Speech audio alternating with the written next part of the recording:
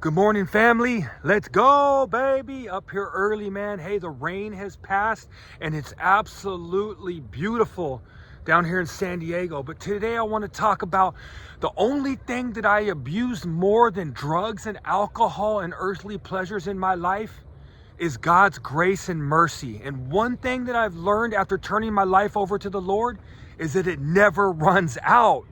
I'm living proof. Like I said, 37 years, I just chased earthly pleasures. I did not want to have God in my life. I didn't want to believe in God. Something happened because of a gift of desperation in my life where I had nothing else to turn to. I had no one else in the room.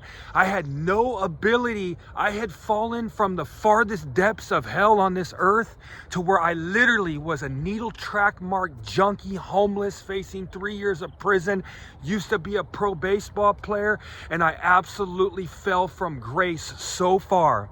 But I realized one thing, family, and this is that bing, bang, boom, a mustard seed of faith right there, boom. I finally let God seek into my heart inside of a jail cell floor, and I finally had acceptance. I finally accepted everything that I had done. And it wasn't easy at first, family. I still struggled, but guess what?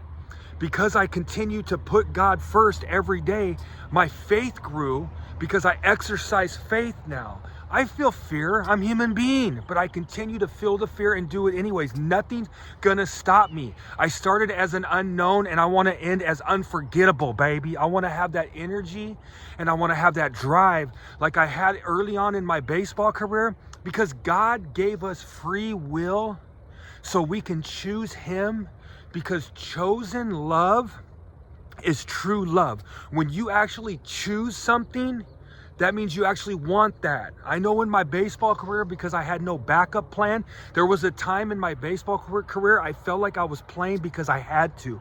I had no other choice but to play baseball, and this caused me to do a lot more drugs. This caused me to self-medicate a lot more. This caused me to chase pleasures a whole lot more because I didn't want to really play anymore at the very end when I was playing in independent leagues and I didn't know what I was going to do with my life, and I constantly struggle about that worry about after baseball. But now I wake up and I choose everything in my life, and I feel like I'm doing my purpose and my talent for good. Now I'm using my talent for good, and I look back in gratitude because I'm so thankful for that the Lord's mercy and grace never ran out. That I can literally look back in my life, and I share about this a lot, family. If you look back in your life, when you begin to walk with God, everything in your life will make sense. You'll realize it because at this moment right now, you're walking for good. But if you don't walk with God, like I said, if you don't walk with God, then you're going to look back and things are going to be confusing. You're going to wonder why you made decisions. You're not going to realize that we struggle sinful nature, that it's not just behavior, it's a nature that we struggle from. It's much deeper than that we suffer from strongholds. Like, I've educated myself on what strongholds are. I've educated myself by the Proverbs, man.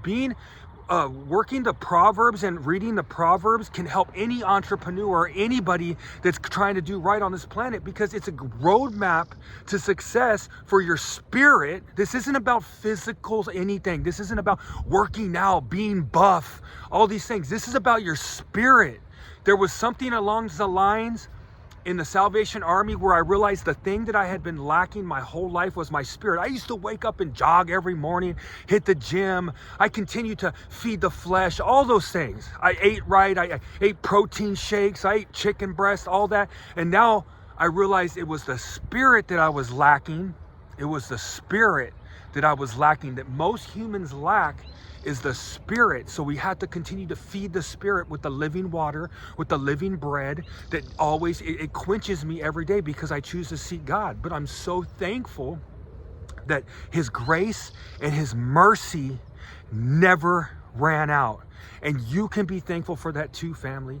Know that maybe you're struggling out there right now and it's like one of the worst times of your entire life, but you can turn it around. The rest of your life can be the best of your life. Start to put God first. Like I said, boom, a mustard seed pops in there. and you'll see how it grows and grows from glory to glory because of that change of perspective that we start to have, family. The change of perspective that we start to have. It's not about materials, it's about the man or woman that we become. Then once we become a person of integrity, we do not compromise our integrity. We stay strong with our integrity because this is an ultimate gift. When you're a man or woman of integrity, everyone around you can trust you again. You'll show up on time. You won't steal from them behind their backs. Your word is your word. These are things that are amazing gifts on this planet, to walk around with your chest held, with your head up and your chest held high, and be absolutely excited at the man or woman that you've become every single day. I've learned this through the 12 steps. I've learned this through recovery. I've learned this through walking with God. I've continued to seek the Lord, seek recovery, and seek all things good on this planet because I want to use my gift, which is to share the good news, for good.